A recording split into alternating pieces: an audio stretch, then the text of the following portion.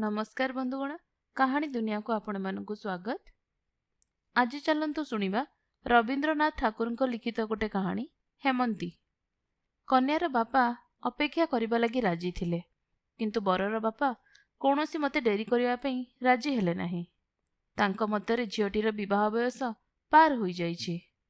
आउ किछि दिन परे कौनसी भाबरे ताहा लुचाई हेबो नाही।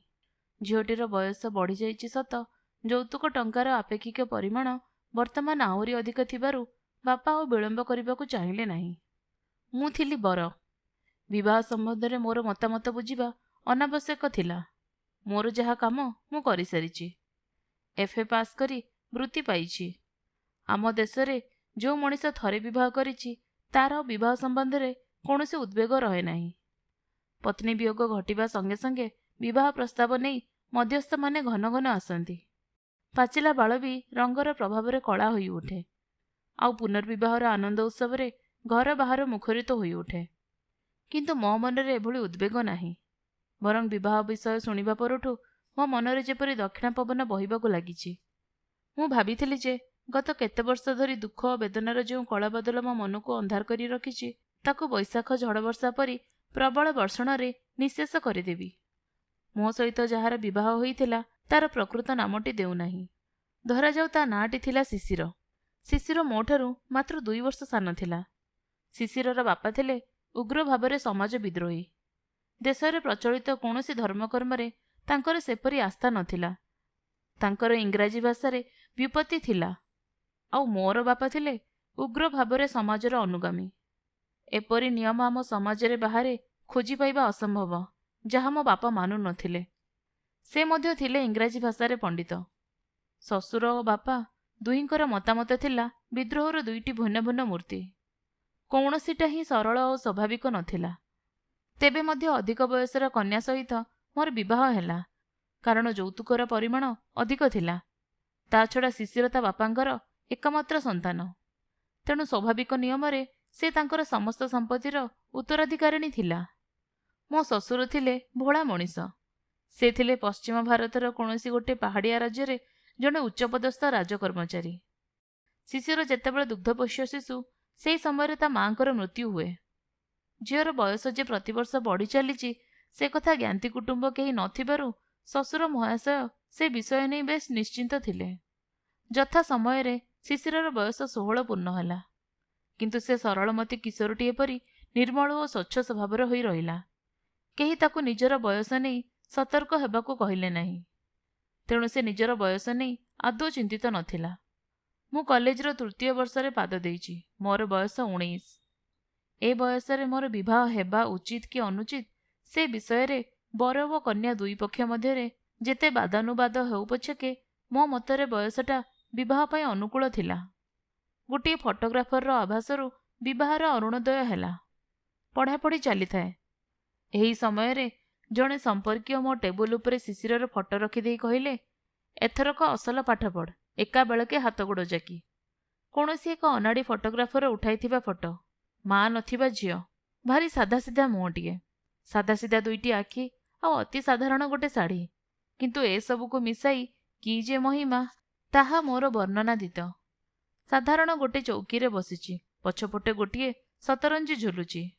पाखरे गोटे टीपय उपरे गोटे फूलदानी रे फूलतोड़ा आउ गालीचा उपरे शाढ़ीर बंका धड़ी तले दुईटी खाली पाद। सेई पाद दुईटी संगे संगे मोर हृदय को तांकर पद्मासन करिनेले। पांजर पृष्ठ उलटिबाकु लागिला। 2-3टी विवाहर लग्न चलीगला। एणे अशुभ काल पड़िबो। आउ 3-4 मास विवाह हबनी। किंतु ससुरंकु छुट्टी मिलला नहीं। एही सबु परिस्थिति मोर 19 वर्ष बयस को अनर्थक भावरे 20 आड़कू ठेलीदेबार चक्रांत करुथांती। ससुर और तांकर राजांक उपरे मोर भारी राग हैला। जहा हऊ अशुभ कालर पूर्व लग्न रे मोर बाहाघरर दिन स्थिर होईगला। से दिनर साहानाईर प्रत्येक स्वर मोर मने पड़ुची। से दिनर प्रतिटी मुहूर्त को मु मोर समस्त चैतन्य देई स्पर्श करिछि। कामना करुछि मोर से 19 वर्ष बयसटी मो जीवन रे अक्षय रहू।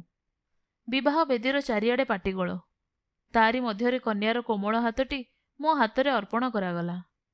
एपरि किछि आश्चर्य कथा नुहे। प्राय समस्तक जीवन रे एकथा घटी थाए। ତଥାପି ମୋର ମନ ବାରମ୍ବାର କହିଲା, ଏ ମୋର ପ୍ରାପ୍ତ ହେଲା। କିନ୍ତୁ ସତରେ କ'ଣ ମୋର ପ୍ରାପ୍ତ ହେଲା? ମୋ ଶ୍ୱଶୁରଙ୍କ ନାମ ଥିଲା ଗୌରୀଶଙ୍କର। ଯେଉଁ ପାର୍ବତୀୟ ରାଜ୍ୟରେ ସେ ବାସ କରୁଥିଲେ, ସେହି ସୌଉଚ୍ଚ ପର୍ବତ ଯେପରି ତାଙ୍କର ପରମ ବନ୍ଧୁ। କର୍ମକ୍ଷେତ୍ରକୁ ଫେରିବା ପୂର୍ବରୁ ଶ୍ୱଶୁର ମୋତେ ଡାକି କହିଲେ, ବାବା, ମୋର ଏ ଝିଅଟିକୁ ମୁଁ 17 ବର୍ଷ ଧରି ଜାଣେ, ଆଉ ତୁମକୁ ଏଇ କେତେ ଦିନ ହେଲା ଦେଖିଲି ଆଉ ଚିହ୍ନିଲି। ତେବେ ବି ତୁମ ହାତରେ ତାକୁ ରଖି ମୁଁ ଚାଲିଲି। ଏତିକି ଆଶୀର୍ବାଦ କରୁଛି, ଯେଉଁ ରତ୍ନ ତୁମକୁ ଦେଇଗଲି ତାର ଠିକ୍ ମୂଲ୍ୟ ବୁଝିବାରେ ଯେପରି ଭୁଲ କରିବ ନାହିଁ।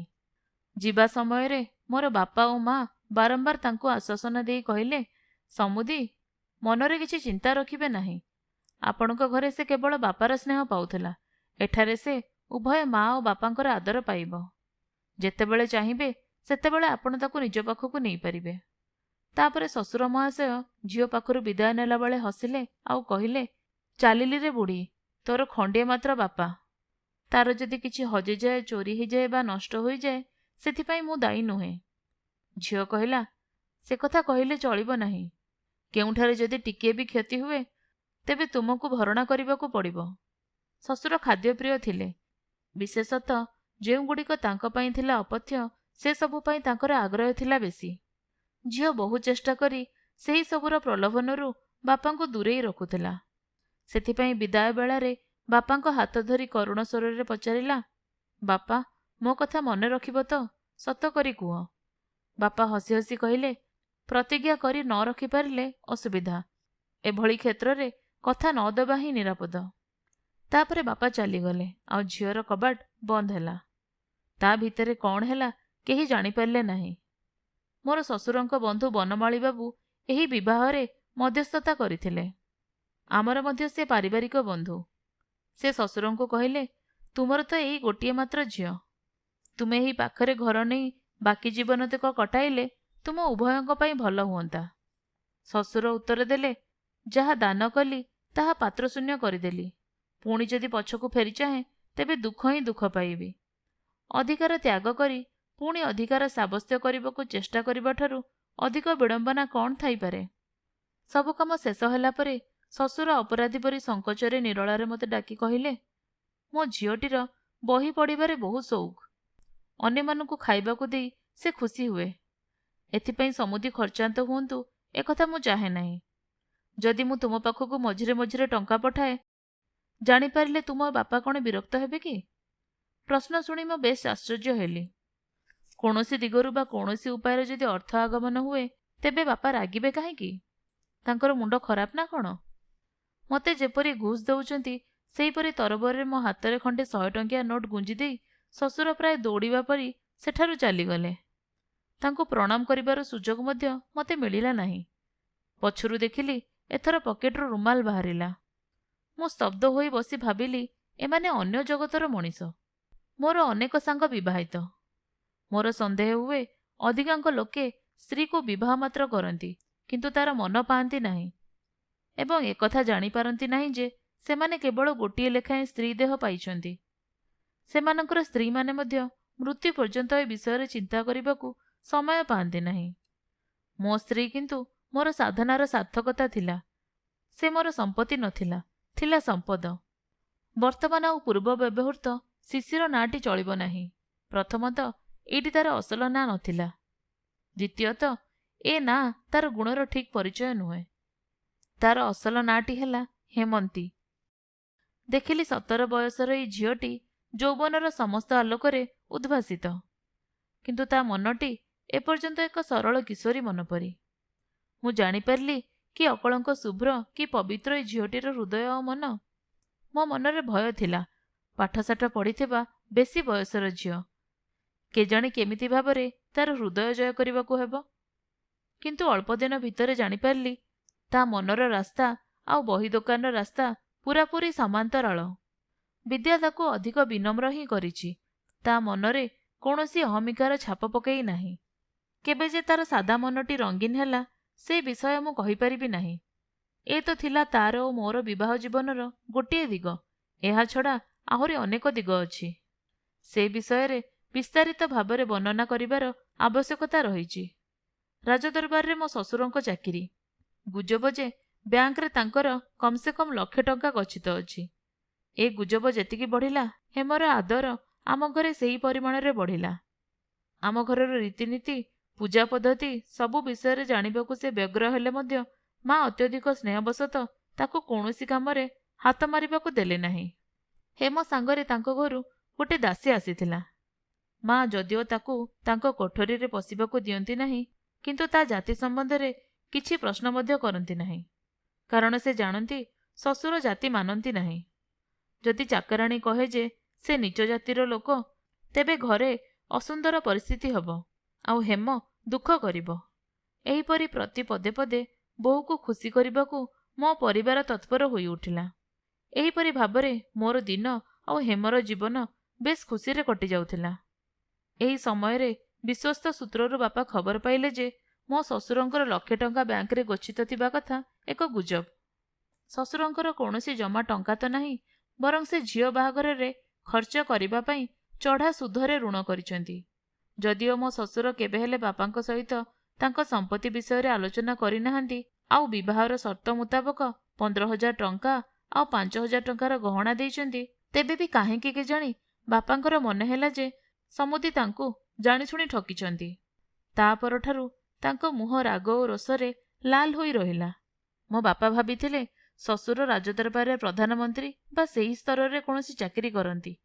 ଏବେ କିନ୍ତୁ ଠିକ୍ ଖବର ପାଇଲେ ଯେ ଶ୍ୱଶୁର ସେ ରାଜ୍ୟର ଶିକ୍ଷା ବିଭାଗର ଅଧ୍ୟକ୍ଷ, ଅର୍ଥାତ୍ ହାଇସ୍କୁଲର ହେଡମାଷ୍ଟର। ଆଉ କ'ଣ, ସମ୍ମାନରେ ପଦବୀଟି ସବୁଠାରୁ ଉଚ୍ଚ ହୋଇପାରେ, ମାତ୍ର ଅନ୍ୟ ସବୁ ଦିଗରୁ ଏ ପଦବୀର ମୂଲ୍ୟ କିଛି ନାହିଁ କହିଲେ ଚଳେ। ବାପାଙ୍କର ବହୁତ ଆଶା ଥିଲା ଯେ କିଛି ଦିନ ପରେ ଶ୍ୱଶୁର ଅବସର ନେଲେ ତାଙ୍କ ସ୍ଥାନରେ ମୁଁ ନିଶ୍ଚୟ ରାଜମନ୍ତ୍ରୀ ହେବି। ତାଙ୍କର ଆଶା ଆଶାରେ ହିଁ ରହିଗଲା। ଏହି ସମୟରେ ରାସ ପର୍ବ ପାଇଁ ଗାଁର ଅନେକ ବନ୍ଧୁବାନ୍ଧବ ଆସି ଆମ କଲିକତା ଘରେ ଜମା ହେଲେ। ବେଶୀ ବୟସର ବୋହୂକୁ ଦେଖି ସେମାନଙ୍କ ଭିତରେ ପରିହାସ ଓ ଠାଠୁଠୁର ଚାଲିଲା। ଶେଷକୁ ସହି ନ ପାରି ମୋର ଜଣେ ଦୂର ସମ୍ପର୍କୀୟ ଆଈ କହି ପକାଇଲେ, କ'ଣ ଏମିତି ବୋହୂ କରିଛ ମ? ଇଏ ତ ମୋଠୁ ବି ବୟସରେ ବଡ଼ ହେବ ନା କ'ଣ? ଆଉ ଜଣେ ଆଈ କହିଲେ, ଆମଠାରୁ ଯଦି ବଡ଼ ନ ହେବ ତେବେ ଅପୁ ତାକୁ ବାହା ହୋଇଥାନ୍ତା କାହିଁକି? ମୋର ମା ଜୋର ଦେଇ କହିଲେ, ଆପଣମାନେ ବୁଝିପାରୁନାହାନ୍ତି, ବୋହୂର ବୟସ କମ୍, 11 ପୁରି 12 ଚାଲିଛି। ପାହାଡ଼ିଆ ଜାଗାର ସ୍ୱାସ୍ଥ୍ୟକର ଜଳବାୟୁରେ ରୁଟି ଡାଲି ଖାଇ ମଣିଷ ହୋଇଛି ତ, ସେଥିଲାଗି ବଢ଼ିଲା ଗଢ଼ଣ ହେଇଛି। ଆଈମାନେ କହିଲେ, ମା, ଏପର୍ଯ୍ୟନ୍ତ ଆମେମାନେ ଏପରି ବୁଢ଼ୀ ହୋଇଯାଇନାହୁଁ ଯେ ଆମ ଆଖିକୁ ଭଲ ଦେଖାଯିବ ନାହିଁ। ନିଶ୍ଚିତ ଭାବରେ କନ୍ୟାପକ୍ଷ ବୟସ ଲୁଚାଇ ବାହାଘର କରିଦେଇଛନ୍ତି। ମା କହିଲେ, ଆମେ ତ ଜାତକ ଦେଖିଛୁ। କଥାଟି ପୂରାପୂରି ସତ, କିନ୍ତୁ ଜାତକ ଅନୁସାରେ ବୟସ ହେଉଛି 17 ବର୍ଷ। ବୁଢ଼ୀମାନେ କହିଲେ, ଆଜିକାଲି ମିଛ ଜାତକ ତିଆରି କରାଇ ଅନେକ ଲୋକ ଠକାଇ ଦେଉଛନ୍ତି। ଏହି ଘଟଣାକୁ ନେଇ ଏକ ବଡ଼ ଧରଣର ଯୁକ୍ତିତର୍କ ଆଉ ପରେ କଳିଗୋଳ ଲାଗିଗଲା। ଏତିକିବେଳେ ହେମ ଆସି ସେଠି ପହଞ୍ଚିଲା। ଜଣେ ଆଈ ତାକୁ ପଚାରିଲେ, ଆଲୋ ନାତୁଣୀ ବୋହୂ, କହ ତ ତୋ ବୟସ କେତେ? ମା ତାକୁ ଠାରି କିଛି କହିବାକୁ ମନା କଲେ। ହେମ କିଛି ବୁଝିପାରିଲା ନାହିଁ, ଆଉ ସଙ୍ଗେ ସଙ୍ଗେ କହିଲା, ମୋର 17 ବର୍ଷ। ମା ବ୍ୟସ୍ତ ହୋଇ କହି ଉଠିଲେ, ତୁ ତ ଭାରି ଜାଣିଛୁ ତୋର କେତେ ବର୍ଷ? ହେମ କହିଲା, ମୁଁ ଠିକ୍ ଜାଣେ, ମୋର 17 ବର୍ଷ। ଆଈମାନେ ଠରାଠରି ହୋଇ ହସିଲେ। ବୋହୂର ନିର୍ବୁଦ୍ଧିଆପଣରେ ମା ରାଗିଯାଇ କହିଲେ, ତୋ ବାପା ଯେ କହିଲେ ତତେ 11 ବର୍ଷ ବୋଲି, ତୁ ଏପରି ସବଜାନ୍ତା ଭଳିଆ କ'ଣ କଥା ହଉଛୁ? ହେମ ଚମକି ଉଠି କହିଲା, ବାପା ଏ କଥା କହିଛନ୍ତି? କେବେ ନୁହଁ। ମା କହିଲେ, ତୁ ତ ଆଶ୍ଚର୍ଯ୍ୟ ଝିଅ, ସମୁଦି ନିଜେ ଏ କଥା କହିଲେ, ଅଥଚ ତୁ ମନା କରୁଛୁ। ହେମ ଏଥର ଇସାରାର ମାନେ ବୁଝିପାରିଲା, ଆଉ ଆହୁରି ଦୃଢ଼ ସ୍ୱରରେ କହିଲା, ମୋ ବାପା କେବେ ହେଲେ ଏମିତି କଥା କହିନଥିବେ। ମା ରାଗିଯାଇ କହିଲେ, ତୁ ତାହେଲେ କହୁଛୁ ଯେ ମୁଁ ମିଛ କହୁଛି? ହେମ କହିଲା, ମୋର ବାପା ତ କେବେ ମିଛ କଥା କହନ୍ତି ନାହିଁ। ଏହାପରେ ମା ଯେତେ ଯେତେ ଖରାପ ଭାବରେ ହେମକୁ ଗାଳି ଦେଲେ, ଘଟଣାଟି ସେତିକି ଅସୁନ୍ଦର ହେବାରେ ଲାଗିଲା। ଶେଷ ପର୍ଯ୍ୟନ୍ତ ମା ଯାଇ ବାପାଙ୍କୁ ବୋହୂର ମୂର୍ଖପଣିଆ ବିଷୟରେ ଜଣାଇଲେ। ବାପା ହେମକୁ ଡାକି କହିଲେ, ଅବିବାହିତା ଝିଅର ବୟସ 17 ବର୍ଷ, ଏଇଟା କ'ଣ ଏମିତି ଗୌରବର ବିଷୟ ଯେ ଚାରିଆଡ଼େ ଏକଥା କହିବା ଦରକାର? ଆମର ଏଠି ଏସବୁ କଥା ଚଳିବ ନାହିଁ, କହି ରଖିଲି। ହେମର ହୃଦୟ ହାହାକାର କରି ଉଠିଲା। କୁଆଡ଼େ ଗଲା ଶ୍ୱଶୁରଙ୍କର ସ୍ନେହବୋଲା ମଧୁର କଥା? ଏଭଳି ରୁକ୍ଷ ଓ କଷ୍ଟଦାୟକ କଥା ସେ କେବେ ତ ତାଙ୍କଠାରୁ ଶୁଣି ନଥିଲା। ହେମ ବ୍ୟଥିତ ହୋଇ ପଚାରିଲା, ଯଦି କେହି ମୋତେ ମୋର ବୟସ କଥା ପଚାରେ ତେବେ ମୁଁ କ'ଣ କହିବି? ବାପା କହିଲେ, ମିଛ କଥା କହିବା ଦରକାର ନାହିଁ। ତୁମେ କହିବ ମୁଁ ଜାଣେ ନାହିଁ। ମୋ ଶାଶୁ ଜାଣନ୍ତି। ହେମର ଦୁର୍ଦ୍ଦଶାରେ ତା ପାଖରେ ମୋ ମୁଣ୍ଡ ଲାଜରେ ତଳକୁ ହୋଇଗଲା। ସେଦିନ ଦେଖିଲି ଭିତା ହରିଣ ପରି ସେ ମୋ ଆଡ଼କୁ ଚାହିଁଲା। ଭାବିଲା ବୋଧହୁଏ ମୁଁ ଏମାନଙ୍କୁ ଚିହ୍ନେ ନାହିଁ। ସେଦିନ ମୁଁ ଗୋଟେ ସୁନ୍ଦର ବନ୍ଧେଇ ଇଂରାଜୀ କବିତାର ବହି ମୁଁ ତା ପାଇଁ କିଣି ଆଣିଥିଲି। ସେ ବହିଟିକୁ ମୋଠୁ ନେଇ ଧୀରେ ଧୀରେ ତା କୋଳ ଉପରେ ରଖିଦେଲା। ଥରେ ଖୋଲି କରି ମଧ୍ୟ ଦେଖିଲା ନାହିଁ। ମୁଁ ତା ହାତଟିକୁ ଦୁଇ ହାତରେ ଧରି କହିଲି, ହେମ, ମୋ ଉପରେ ରାଗିବ ନାହିଁ। ମୁଁ କେବେ ବି ତୁମର ସତ୍ୟକୁ ଆଘାତ କରିବି ନାହିଁ। ମୁଁ ତୁମ ସତ୍ୟର ବନ୍ଧନରେ ଚିରଦିନ ବନ୍ଧା। ହେମ କିଛି ନ କହି ସାମାନ୍ୟ ହସିଲା। ଭଗବାନ ଯାହାକୁ ଏପରି ହସ ଦେଇଛନ୍ତି ସେ କିଛି କହିବା ଦରକାର ପଡ଼େ ନାହିଁ। ଏ ଭିତରେ ମୋ ବାପାଙ୍କର ବେଶ୍ ଆର୍ଥିକ ଉନ୍ନତି ହୋଇଛି। ଧନ ଆସିବା ସାଙ୍ଗକୁ ଲକ୍ଷ୍ମୀ ପୂଜାର ଧୁମ୍ ମଧ୍ୟ ଘରେ ବଢ଼ିଯାଇଛି। ଏପର୍ଯ୍ୟନ୍ତ ପୂଜାପୂଜି ଇତ୍ୟାଦି କାମରେ କେବେ ହେମକୁ ଡକାଯାଉ ନଥିଲା। ଏଥର କିନ୍ତୁ ତାକୁ ପୂଜା ଆୟୋଜନର ଭାର ଦିଆଗଲା। ସେ ପଚାରିଲା, ମା, ମୁଁ ତ ଏସବୁ ନିୟମ ଇତ୍ୟାଦି ଜାଣେ ନାହିଁ। ମୋତେ କହିଦିଅ କ'ଣ କ'ଣ କରିବାକୁ ହେବ। ଏଥିରେ ଅନ୍ତତଃ ଆମ ଘର ଲୋକମାନଙ୍କର ଆଶ୍ଚର୍ଯ୍ୟ ହେବାର ନାହିଁ। କାହିଁକି ନା ସମସ୍ତେ ଜାଣନ୍ତି ମା ମରିଯାଇଥିବା ଆଉ ବିଦେଶରେ ମଣିଷ ହୋଇଥିବା ଝିଅ ହେମର ଏସବୁ ଜାଣିବା କଥା ନୁହେଁ। ହେମକୁ ଅପମାନିତ କରିବା ଲାଗି ହିଁ ତାକୁ ଏ କାମ କରିବାକୁ କୁହାଯାଇଥିଲା। ତା କଥା ଶୁଣି କପାଳରେ ହାତ ମାରି ଘରର ସ୍ତ୍ରୀଲୋକମାନେ କହି ଉଠିଲେ, ଏ କ'ଣ? ଏ କେଉଁ ନାସ୍ତିକ ଘରର ଝିଅ ଲୋ ମା? ଏଥର ଏ ଘରୁ ଲକ୍ଷ୍ମୀ ଛାଡ଼ିଲେ ବୋଲି ଜାଣ। ଏହାପରେ ହେମର ବାପାଙ୍କର ଶିକ୍ଷା ଦେବାର ଅଯୋଗ୍ୟପଣିଆ ଓ ଅନ୍ୟାନ୍ୟ ଦୋଷ ବିଷୟରେ ଆଲୋଚନା ଚାଲିଲା। ଯେଉଁ ଦିନଠାରୁ ଆମ ଘରେ ହେମର ଆଦର କମିଯାଇଛି ସେବେଠାରୁ ସେ ପୂରାପୂରି ନିଶ୍ଚୁପ ହୋଇଯାଇଥିଲା। ଦିନକ ପାଇଁ ମଧ୍ୟ ସେ ଆଖିରୁ ଲୁହ ଗଡ଼ାଇ ନାହିଁ।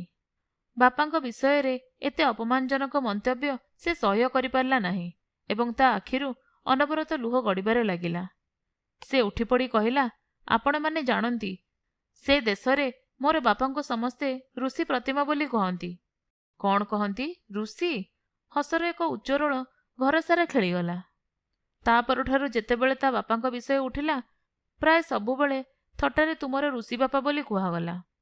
ଆମ ପରିବାରର ସମସ୍ତେ ଭଲ ଭାବେ ଜାଣିଯାଇଥିଲେ ଏ ଝିଅଟିର ସବୁଠାରୁ ଦୁର୍ବଳ ସ୍ଥାନ କେଉଁଠି। ପ୍ରକୃତରେ ଦେଖିବାକୁ ଗଲେ ମୋ ଶ୍ୱଶୁର ବ୍ରାହ୍ମଣ ବା ଖ୍ରୀଷ୍ଟିଆନ ନୁହନ୍ତି, ହୁଏତ ନାସ୍ତିକ ମଧ୍ୟ ନୁହନ୍ତି। ଦେବାର୍ଚ୍ଚନା ବିଷୟରେ ସେ କିନ୍ତୁ କେବେ ଚିନ୍ତା କରିନାହାନ୍ତି।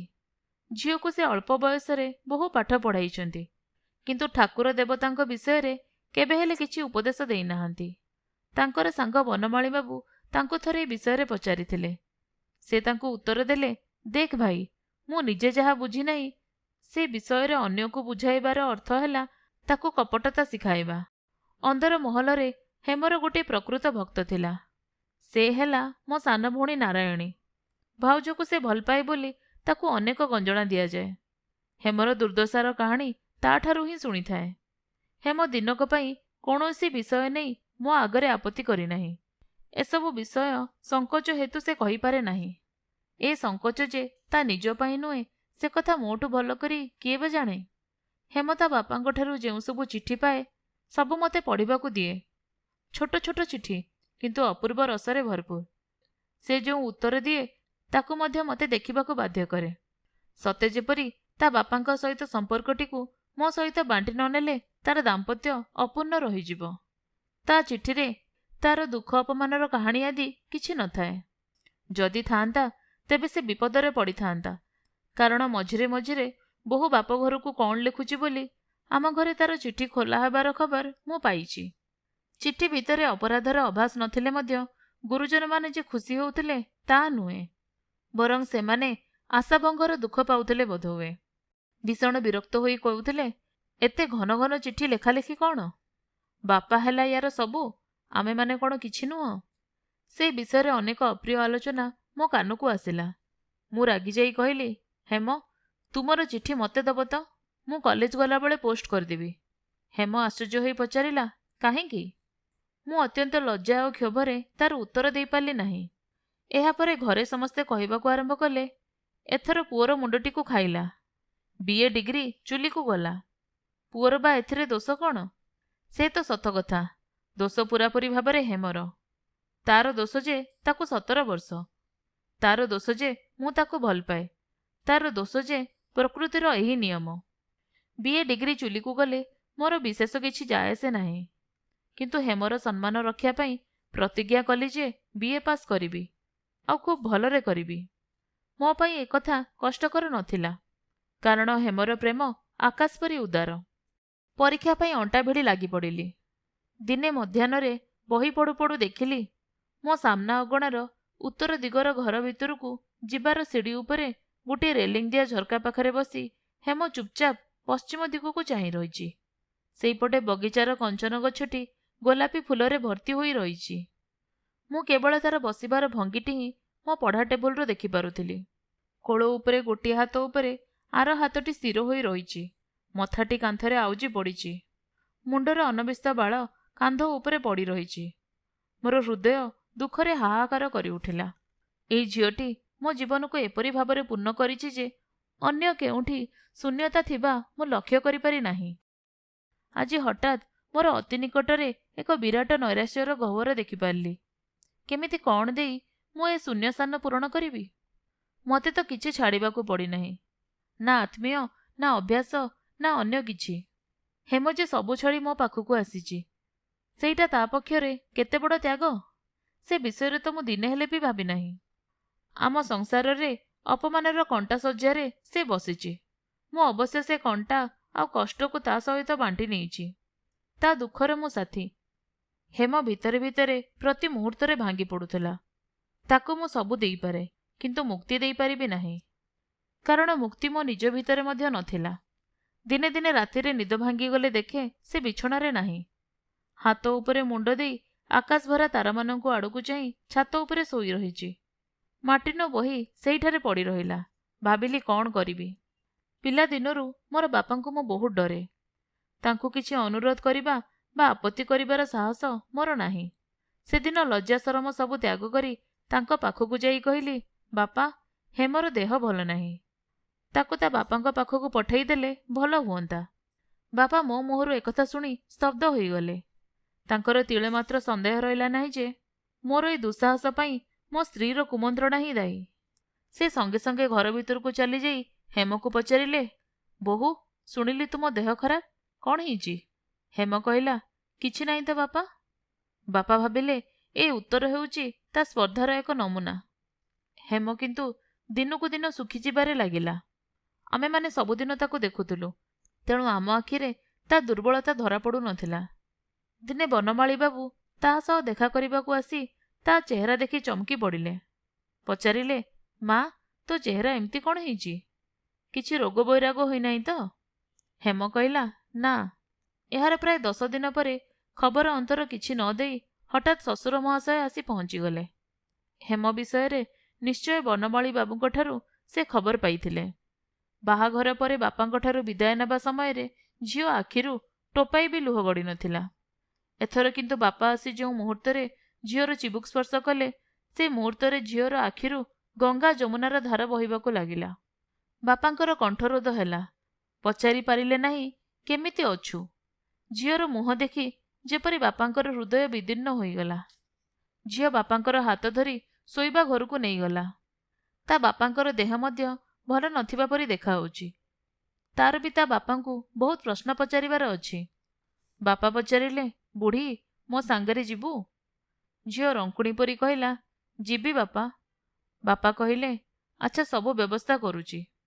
ଶ୍ୱଶୁର ଲକ୍ଷ୍ୟ କରିପାରି ନଥିଲେ ଯେ ଆମ ଘରେ ତାଙ୍କର ଆଗ ଭଳି ଆଦର ଆଉ ନାହିଁ। ସମସ୍ତଙ୍କୁ ତାଙ୍କର ହଠାତ୍ ଆବିର୍ଭାବଟା ଉପଦ୍ରବ ପରି ମନେ ହେଉଛି। କେହି ତାଙ୍କ ସହିତ ଭଲରେ କଥାବାର୍ତ୍ତା ମଧ୍ୟ କରୁନାହାନ୍ତି। ଏସବୁ ସତ୍ତ୍ୱେ ମୋର ବାପା ବାହାଘର ବେଳେ ତାଙ୍କୁ ଯେଉଁ କଥା ଦେଇଥିଲେ ଯେ ସେ ଯେତେବେଳେ ଚାହିଁବେ ତାଙ୍କୁ ଝିଅକୁ ନେଇପାରିବେ, ସେ କଥାର ଅନ୍ୟଥା ହୋଇପାରେ, ସେ କଥା ତାଙ୍କର କଳ୍ପନା ବାହାରେ ଥିଲା। ବାପା ତମାଖୁ ସେବନ କରୁ କରୁ ଶ୍ୱଶୁରଙ୍କ ପ୍ରସ୍ତାବ ଶୁଣି କହିଲେ, ସମୁଦି, ଏସବୁ ବିଷୟରେ ମୁଁ କ'ଣ କହିବି? ଯାଇ ଭିତରୁ ଅପୁର ମାଙ୍କ ସହ ଥରେ କଥା ହୋଇ ଆସେ। ବାପାଙ୍କର ଏ ପ୍ରକାର କଥାର ଅର୍ଥ ମୁଁ ଭଲ ଭାବରେ ଜାଣେ। ଜାଣିପାରିଲି କିଛି ହେବ ନାହିଁ, ହେଲା ନାହିଁ ମଧ୍ୟ। ସମୁଦି କହୁଛନ୍ତି ଶାଶୁ ଘରେ ଝିଅର ଦେହ ଭଲ ରହୁନାହିଁ। ଏ ତ ବଡ଼ ଅନ୍ୟାୟ ଅପବାଦ। ଶ୍ୱଶୁର ମହାଶୟ ଜଣେ ବିଖ୍ୟାତ ଡାକ୍ତର ଡାକି ହେମର ସ୍ୱାସ୍ଥ୍ୟ ପରୀକ୍ଷା କରାଇଲେ। ଡାକ୍ତର କହିଲେ ଜଳବାୟୁ ପରିବର୍ତ୍ତନ କରାନ୍ତୁ, ନଚେତ୍ ଦେହର ଅବସ୍ଥା କ୍ରମେ ଖରାପ ଆଡ଼କୁ ଗତି କରିପାରେ। ବଡ଼ ଧରଣର ବେମାର ହେବା ମଧ୍ୟ ଅସମ୍ଭବ ନୁହେଁ। ମୋ ବାପା ହସି ହସି କହିଲେ, ହଠାତ୍ ଏକ ଦୁରାରୋଗ୍ୟ ବ୍ୟାଧି ତ ସମସ୍ତଙ୍କର ହୋଇପାରେ। ଡାକ୍ତର କ'ଣ ବଡ଼ କଥାଟା କହିଲେ? ଶ୍ୱଶୁର ସଙ୍କୁଚିତ ହୋଇ କହିଲେ, ଜାଣନ୍ତି ତ, ସେ ଜଣେ ପ୍ରସିଦ୍ଧ ଚିକିତ୍ସକ। ତାଙ୍କ କଥାଟିକୁ କ'ଣ ଏଡ଼ାଯାଇପାରେ? ବାପା କହିଲେ, ଏମିତି ଅନେକ ଡାକ୍ତର ଦେଖିଛୁ, ଟଙ୍କା ଦେଲେ ସବୁ ରୋଗର ଚିକିତ୍ସା ମିଳେ, ଆଉ ସବୁ ରୋଗର ସାର୍ଟିଫିକେଟ୍ ମଧ୍ୟ ମିଳେ। ଏ କଥା ଶୁଣି ଶ୍ୱଶୁର ଯେପରି ସ୍ଥାଣୁ ପାଲଟିଗଲେ। ହେମ ବୁଝିପାରିଲା ଯେ ତା ବାପାଙ୍କର ପ୍ରସ୍ତାବ ଅପମାନର ସହିତ ଆଗ୍ରହ ହୋଇଯାଇଛି। ବୁଝିପାରିଲି ତାର ମନ ପୂରାପୂରି ଭାଙ୍ଗି ଯାଇଛି। ମୁଁ ଆଉ ସହି ନ ପାରି ବହୁତ ସାହସ ସଞ୍ଚୟ କରି ବାପାଙ୍କୁ କହିଲି, ମୁଁ ହେମକୁ ନେଇ ବାହାରକୁ ଯିବି। ବାପା ଗର୍ଜି ଉଠି କହିଲେ, ଆଚ୍ଛା, ତୋର ତ ବହୁତ ସାହସ। ପରେ ମୋର ସାଙ୍ଗସାଥୀମାନେ ଅନେକ ଥର ମୋତେ ପଚାରିଛନ୍ତି, ତୁମେ ଯାହା କହିଲ ତାହା କରିପାରିଲ ନାହିଁ କାହିଁକି? ସ୍ତ୍ରୀକୁ ଜୋର କରି ନେଇଗଲ ନାହିଁ କାହିଁକି? ଯଦି ଲୋକଧର୍ମଠାରୁ ସତ୍ୟଧର୍ମକୁ ଉଚ୍ଚ ସ୍ଥାନ ଦେବି, ତେବେ ମୋ ରକ୍ତରେ ଯେଉଁ ବହୁ ଯୁଗର ଶିକ୍ଷା ତାର ମୂଲ୍ୟ କ'ଣ?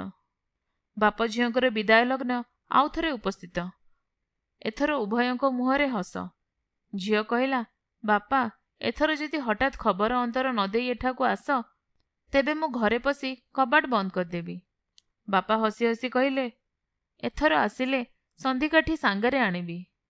ଏହାପରେ ହେମର ସେହି ସ୍ନିଗ୍ଧ ସୁନ୍ଦର ହସ ଆଉ ଦିନକ ପାଇଁ ବି ଦେଖି ନାହିଁ। ତାପରେ କ'ଣ ସବୁ ଘଟିଲା, କ'ଣ ସବୁ ହେଲା, ସେ କଥା ଲେଖିବା ପାଇଁ ମୋର ଶକ୍ତି ନାହିଁ କି ଧୈର୍ଯ୍ୟ ବି ନାହିଁ। ଶୁଣୁଛି ମା ପାତ୍ରୀ ସନ୍ଧାନ କରୁଛନ୍ତି। ହୁଏତ ଦିନେ ମାଙ୍କ କଥା ଆଗ୍ରହ କରିପାରିବି ନାହିଁ। ଏହା ମଧ୍ୟ ସମ୍ଭବ କାରଣ। ଆଉ ଅଧିକ ଲେଖି ଲାଭ କ'ଣ? ଆପଣମାନେ ଶୁଣୁଥିଲେ ରବୀନ୍ଦ୍ରନାଥ ଠାକୁରଙ୍କ ଲିଖିତ ଏକ କାହାଣୀ ହେମନ୍ତୀ।